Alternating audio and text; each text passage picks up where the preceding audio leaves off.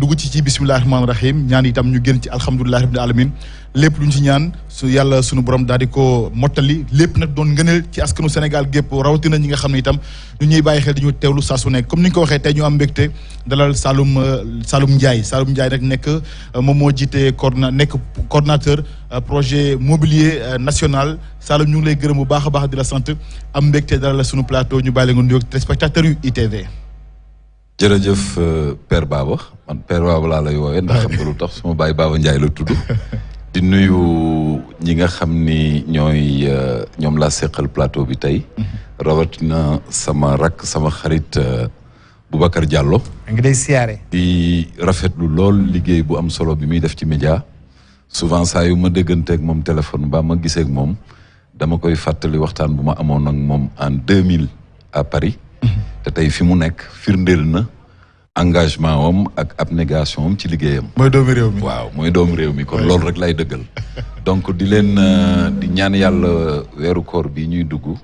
ñu dugg ci jàmm. lépp lu ñu ci baalu sunu borom mu jéggal ñu ko ci ay bàkkaar ndax dund ak tooñ a ànd lépp lu ñu ci def ci yiw tam mu nangul ñu ko donc di nuyu téléspectateur ITV yëpp di nuyu. mbokku artisan yi nga xam ni xam naa ni ñu ci bari bi ñu yëgee émission bi ñoo ngi toog di xaar li nga xam ne moom lañ fiy waxtaane ci projet mobilier national. Très bien alors Saloum Ndiaye yow ngay coordonnateur projet mobilier national pour ñi ñuy seetaan ndax mën nga ñëwaat ci projet bi bu ñu nee projet mobilier national lan moo ëmb mobilier national. waaw projet mobilier national dafa doon projet boo xam ni mi ngi juddu ci 1997. gouvernement bi fa nekkoon jamono yooyu moo ko defoon pour que lépp luy mobilier de bureau ak mobilier wu appartement ñu jox ko sunu artisan sénégalais yi ñu koy liggéey pour administration sénégalaise yàlla def ñooñu commencé woon ko ba def ci ay jéego yu bari ba ay prototype sax yu mobilier ñu defaroon ko waaye en 2000 projet bi xaw a taga témbe ba 2012 bi président Macky Sall ñëwee mu ne nañu changer format bi ndax booba ministère de la culture lañ ko dénkoon 2012 bi mu ñëwee mu defaraat décret bi pour que entreprise artisanale yi nekk ci Sénégal au moins ñu jox leen 15% ci commande publique bi waaye yemalewu ko rek bi yoon ci mobilier de bureau et d'appartement dafa ni lépp loo xam ne sunu artisan yu xarañ yi mën nañ ko liggéey te état soxla ko nañ leen ci jox 15%. bi ñu commencé liggéey bi ñu xool ni am na ñeenti filière yoo xam ni ñoom la commande état gën a concerné bi ci njëkk effectivement te muy vraiment tête de liste bi muy menuiserie bois ak mobilier de bureau et d'appartement yi ngeen toog yëpp te administration di ko soxla ñu mun ko jox sunu entreprise artisanale yi bi ci topp mooy filière textile boo xoolee keroog 4 avril bi ñu mujjee fêté avant mbas mi président waxoon na ko ni bépp tenue civile et militaire bu ñu sol keroog bu weesoo tenue de combat yi sunu artisans yi ñoo ko liggéey ñetteelu filière bi di filière cuirs et peaux mu concerné matériel li ñuy wooyee matériel cavalerie mooy sel yi nga xam ni moom la fasu gendarme yi di yor bottes militaires yi baudrier yeeg étui pistolet yeeg yooyu yëpp dañ ko daan jéggaani mais bi ñu tegee projet mobilier national président daf ni lépp lu ci sunu artisans yi defar nañ leen ko jox ñu tàmbali liggéey bi en 2015 parce que si lañ signé décret bi boobu damay joxe exemple bu tuuti rek ci projet mobilier national ci menuiserie bois biñ ci dugg DMTA direction du matériel et du transit administratif bi nga xam ni moom mooy commandeel état lépp lu jëm ci mobilier de bureau benn entreprise artisanale dong moo doon gagné marché état ci valeur u 193 millions mais liggéey bu xarañ bi ñu def ak ñoom ci encadrer accompagner entreprise artisanale yi au moins pour ñu formaliser wu tax ba dernière statistique yi ñu am en 2018 37 entreprises séddoo nañu 1,353 milliard donc mu doon ay jéego yu rafet yoo xam ni def nañ ko tey président gis aussi secteur artisanal li mu mën a liggéey ci koom-koomu réew mi li ñuy wax transformation structurelle bu économie nationale ba tax mu jël décision def artisanat ministère complet pour la première fois dans l'histoire administrative ñu am ministère artisanat ak transformation secteur informel. d'accord mais Saloum yaa ngi koy wax sànq parce que c'est vrai que yaa ngi wax def ngeen ay jéego yu am solo ci wàll woowu mais bu fekkee tey secteur informel bi comme Sénégal da ko téye 95% mën nañu wax da ko téye yow tu me parles de 15% ci commande publique bu Sénégal est-ce que loolu du contradiction un peu par rapport ak li nga xam ne la ñuy xaar un peu état bu Sénégal kii moo gën a mën a jàppale doomi réew mi ci wàllu liggéey ci Sénégal. waaw ñun boo xoolee mooy mission principale lu projet mobilier national pour que 15% yooyu mu wax parce que daf ni au moins 15%. li ma joxe exemple ci mobilier de bureau et d'appartement ñi ngi ci tey 65,7%. li ci des mooy. kon yokkute daf ci am. yokkute daf ci am biñ koy jël ñi ngi woon ci 12,9%. mais est-ce que loolu moom la ñuy gis aujourd'hui ci terrain bi. waaw bari na ci parce que exemple bu laa doon joxe tey ñun boo ñëwee sunu ministère totalité wu ministère bi yëpp mobilier importé amu ci. bari na ci ay entreprises yu ñu lim tey ñu yegg ba ci presque semi-industriel te mobilier national moo leen accompagner ma ciy joxe benn ci seeni partenaire Casamia bi muy doog a ñëw immigré bu dellu si woon Sénégal la ndax crise bi amoon 2008 bi mu ñëwee ci ñun la ñëw ñu encadré ko accompagner ko parce que amoon na expertise technique bi te loolu sunu artisan yëpp am nañ ko tey boo xoolee li fi nit ñi sol ñëpp c'est le produit du made in Sénégal am na jamono yoo xam ni nit da daan am kersa sax sol yori olof donc avancé yu ñu def la mais retard bi ñu am dafa sori woon ba nga xam ni lépp mënul xëy rek sotti ci. mais justement ci retard boobu parce que mbirum artisan yi on sait que c'est une question qui tient à cœur le président de la République parce que bu ñu defee récapitulatif ci octobre 2014 ci février 2020 août 2020 janvier 2021 bi ñu wet ba ci avril 2021 bi da ciy wax jëm ci wàllum artisan yi alors lan mooy le problème. Pourquoi ñu taxawal projet bi depuis plus de 20 ans parce que yaa ngi ne atum 1997 2000 jàll na fi 2019 ba ñu nekk 2021 nekk lu ëpp ñaar fukki at on a du mal à atteindre kii bu mag part bu mag ci commande publique bi quand on sait que ci période mbas bi ñu nekk actuellement bi àdduna yëpp toll pays yi nga xamante ne dañ leen woowee les pays nationalistes maanaam réew yi nga xamante ne li ñuy jëfandikoo ci lu ci ëpp ci seen biir réew la jógee ñoom ñoo ci gën a mucc pourquoi le Sénégal a autant de mal depuis 97 ba 2021 di régler le problème de la commande publique lan moo tax suñu artisans locaux ils ont du mal à avoir une grosse part ci commande publique bi. waaw xam nga loolu c'est une question multidimensionnelle parce que daf ci am loo xam ni président lu mu am volonté parce que volonté bi wax nga ko. bi mu ñëwee ba léegi gis nañ ko li mu communiqué ci artisanat je crois que benn prédécesseur am mu ci communiqué waaye lu administration Sénégal processus yi dañu diis pour faire la comparaison. Et on parle du président de la République. waaw day joxe ay instructions certes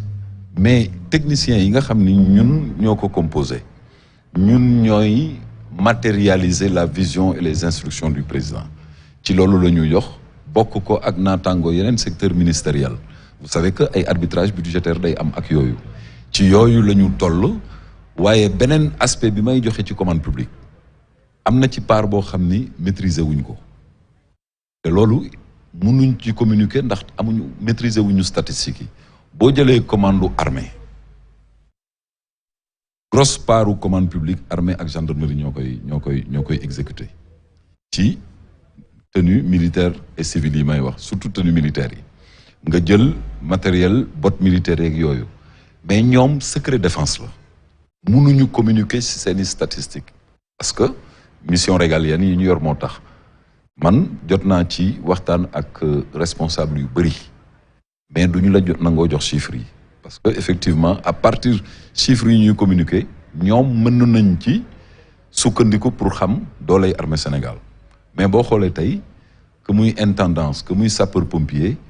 lépp c'est une commande qui est exécutée par les artisans du Sénégal ñoom ñoo fay liggéey ñoom ñoo ci nekk ñaareel bi mooy tey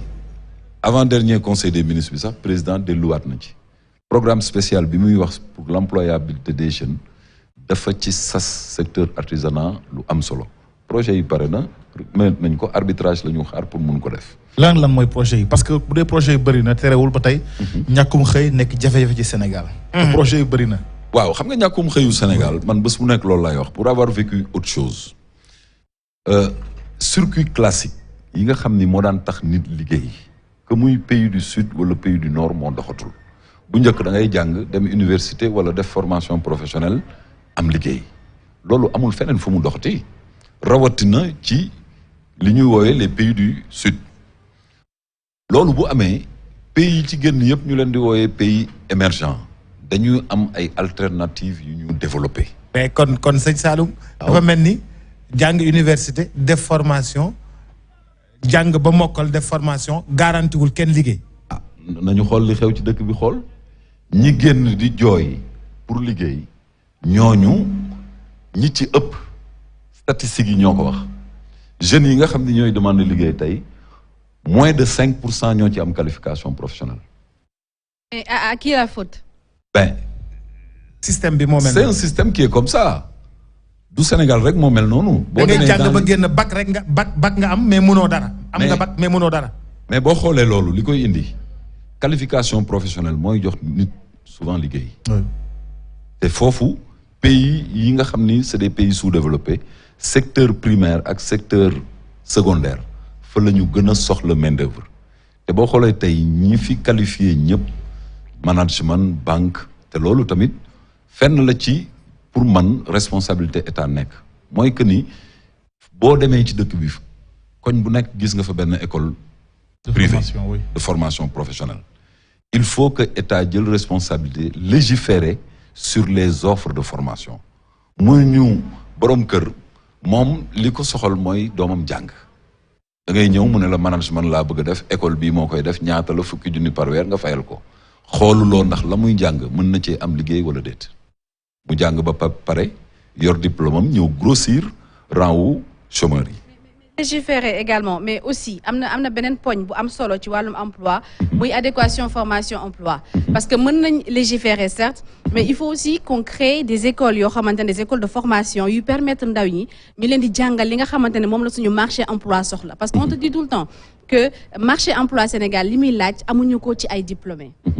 Donc, est-ce que le problème n'est cool ci adéquation également formation emploi c'est bien de defaraat circuit ne école yi du ko jóg rek tijji école wala du bopp koñ boo dem fekk fa kuy jàngale management mais c'est bien aussi de mettre sur place ay dispositifs yoo xam ne day tax xale yi di def ay formation yoo xamante ne marché emploi Sénégal moom lay laajte parce que boo demee université Cheikh Anta Diop bu Ndakaaru lan moo fa am amul benn mun nga génn am ton master 2 en lettres modernes qu'est-ce que tu peux faire lan mooy sa qualification. Rien parce que c'est des domaines qui sont saturés. mais dégg nga grand bi nee na rien. c'est des ay domaines la yoo xam ni am nga master de rien. doo def dara xam nga lu tax. li mu wax dafa am solo. mooy adéquation offre de formation ak besoin emploi ci Sénégal. mais grand li nga wax fort na de. waaw dem nga université am sa master 2 luy sa qualification rien. non lettre master 2 lettre la. en lettre. luy sa lettre qualification. mais luy sa qualification. kooku Rien. mënoo ko wax parce que du un diplôme qualifiant. li ñuy woowee diplôme qualifiant te loolu aussi pour répondre un peu à ce que vous dites président dafa joxe ndigal j'ai eu la chance artisanat ak formation professionnelle bokk ci benn ministère. adéquation emploi formation ñi ngi ciy liggéey 45 départements yëpp y a des centres de formation li ñuy woowee centre de formation sectoriel. dama ci joxe quelques exemples rek boo demee tey fu mel ni Diamniadio am na centre de formation BT ku ci génn da ngay liggéey le simple plombier bi nit ñi di xeeb bu génnee tey dafay liggéey un simple frigoriste bu génnee tey dafay liggéey te c'est ces métiers là qui sont des métiers porteurs moo tax ñu orienté offre de formation bi ci métiers yu mel noonu boo demee fu mel ni Saint-Louis je crois il y a 2 semaines ubbi nañ fa école machinisme agricole parce que bu njëkk da ngay dugg ci àll bi benn tracteur bu paan rek kenn mënu ko réparer. ñu def fa école machinisme agricole nga xam ni loolu mooy spécialité am particularité am mais le véritable problème des pays sous-développés en matière d'emploi mooy que ni dispositif classique yi may wax moo doxatul fenn ci àdduna pour avoir vécu l'expérience ailleurs loolu li ko mën a saafara mooy doolelaat le secteur de l'artisanat c'est pas parce que je suis moo tax ma koy wax mais dinaa expliquer mais quand même bu ñu jëlee exemple Sénégal quand même mën nañ gis ni depuis alternance ak léegi depuis sax surtout ci nguuru président Macky Sall dispositif yi bari na par exemple xool nañ ba xool xam ne ku ci nekk mënuñu laa utal liggéey peut-être ci entreprise ñuy fexe taxawal ay dispositifs yoo xamante ne ndaw ñi dañuy mën di accompagner seen bopp di def dugg ci wàllum entrepreneuriat qu'est-ce qui bloque alors bu ñu amee DER am FONGIP am FONSIS bari na ay programme yu état taxawal ngir jàppale ndaw ñi ci wàllum xëy et depuis lors mën nañ ne 2012 laa mën a nattee parce que voilà ci nguuru Macky Sall lañ ne 2012 ba 2021 malgré tous ces dispositifs yi ñuy taxawal saa ñu indee benn indiwaat beneen lan moo bloqué dañu tas seen doole ñoom ba mu ëpp wala c'est des dispositifs ci boppam moo efficaceul par rapport ak suñu réalité pays. non dispositif yi efficace na mais dafa am lu tubaab di woowee une organisation en millefeuille boo xamee gâteau millefeuille da ngay gis dañuy def benn feuille chocolat def benn feuille crème ñoom ñëpp ñu bokk doon benn say tegaloo mais du ñu am interaction loolu mooy difficulté dispositif yi ngay wax yëpp boo xoolee DER xool ANPEJ xool Promise ñooñu ñëpp c'est des dispositifs d'accompagnement tournés vers le financement mais financement kese taxul nga assurer nit ki insertion am li tax ma koy wax moi je suis issu d'un quartier populaire Médina laa juddoo fa laa yaroo da ngay gis xale boo xam ni mësula dajale 100 000 francs par mois ñu ne financement DER am na mu dem fay ñu defaral ko projet bu bancable qui répond à tous les critères ñu jox ko financement bi 4 millions yooyu boo ko accompagné wul da koy lekk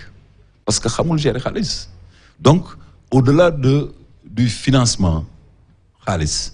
dafa war a am parcours d'insertion. Je donne l'exemple ci expérience bu ma vivre dans la région parisienne parce que je suis travailleur social de formation en 2000 bi banlieue française explosé parce que li séparé jeune banlieue France ak jeune banlieue Sénégal c'est juste culturel mais c'est des zones yoo xam ni dafa bari misère sociale bari précarité des jeunes qui ont quitté l'école depuis longtemps et qui se débrouillent pas mal pour survivre looloo am France looloo am Sénégal donc boo leen dajalee noonu il faut nga sóor ni bés dina mës a xëy mu tàkk ndax dañuy comme cocotte minute la mel jamono yooyu ba ma koy wax dañ doon wax ni je suis un peu trop alarmiste ndax j'ai une formation anglo-saxonne 2005 banlieue bi yëpp tàkk kenn xamul fan la jëm état beeg ñëpp jaaxle c'est les travailleurs sociaux ak ñi nga xam ni sont spécialistes du développement ñooñu la ñu mettre à contribution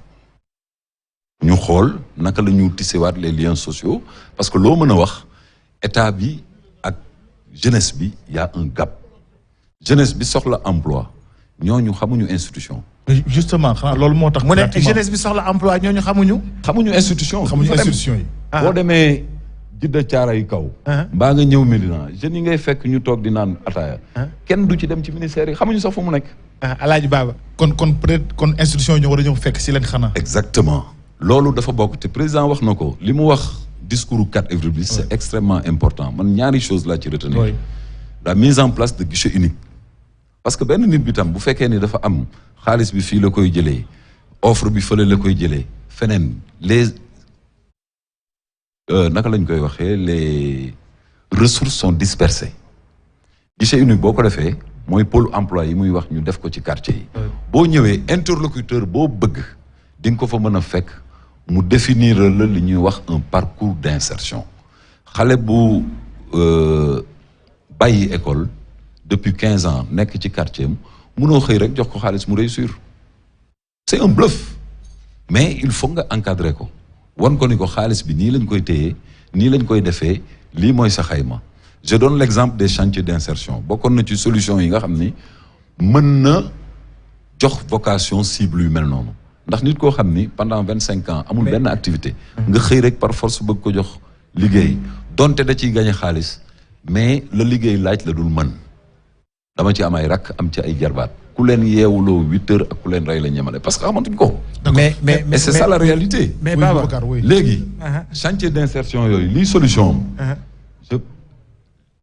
expérience bi ñu ci amoon mooy gis nga édifice public yi nekk en désuétude la ñu identifié woon yëpp boo xoolee Sénégal bari na ay édifices yoo xam ni yii temps wu colon yi lañ ko fekk mu nekk en désuétude nga jël ay groupe de jeunes il suffit juste d'un expert en BTP et un travailleur social qui va travailler sur la consolidation des groupes de jeunes yi ngay jël encadre leen peinture a ngi ci carrelage a ngi ci plomberie mi ngi ci électricité mi ngi ci mën nañu lim 9 filières yoo xam ni ñu ngi ci réhabilitation des édifices publics nga jël xale yi par jeune ñu encadre leen benn subvention rek nga leen di jox loolu xale yi buñ ko defaree du ñoom ñoo koy yàqati loolu la travailleur social yi di wax la réappropriation des édifices publics. maanaam jël yëri yëf yi def ko seen yëfu bopp. parce que buñ ko liggéeyee duñ ko yàqaat moomeelu bopp mais sëñ Saloum. waaw man dama am benn jafe-jafe. Ablaye Wade li mu defaroon yëpp ñu mu lebaloon xaalis yëpp. kenn fayut. Macky Sall ñu jot a lebal xaalis yëpp kenn fayut. lu tax nit ñi bu ñu leen lebalee xaalis bi xaalisu xale yi la de. ñu lebal leen xaalis bi ñoom ñëpp ñu daw ak xaalis bi bañ a fay. nit ñooñu ñan la xanaa xale yi la. xale yi la kay. waaw xam nga lu tax man dama jàpp ni état du financeur. état du financeur. waaw boo ko digleeg banque di nga fay banque par force. wax nga wax ji c'est-à-dire état du financeur. li tax du financeur. dañ naan ñun culturellement dañuy wax alalu mbooloo la. alalu état alalu mbooloo la. alalu mbooloo donc ñëpp ko moom. et dans l'esprit des gens loolu la. état boo ko fayul dara du la ci fekk sa xaalis